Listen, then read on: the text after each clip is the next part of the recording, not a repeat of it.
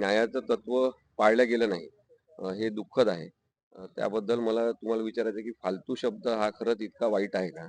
आणि जे विश्लेषणाचे अधिकार नागरिकांना आहे ते वापरताच येणार नाही. एक तर पहिली गोष्ट, फालतू या शब्दाला कोणीही आतापर्यंत हा शब्द वापरता कामा नये असं म्हटलेलं नाही. कारण फालतू या शब्दाचा अर्थावळी काही वाईट नाहीच आहे, ती शिवी पण नाहीये. फालतू हा शब्द मूळचा फारसी शब्द आहे आणि त्याच्यामुळे कोणाचा अपमान होतो असं मला वाटत नाही. हा अत्यंत महत्वाचा पहिला मुद्दा, शब्दाचा निकालातच काढू.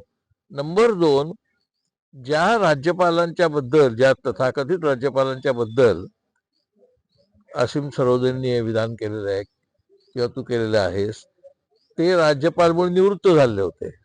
त्यामुळे तो राज्यपालांचा अपमान होऊ शकत नाही आणि तो राज्यपालांचा अपमान नसेल तर प्रश्नच येत नाही.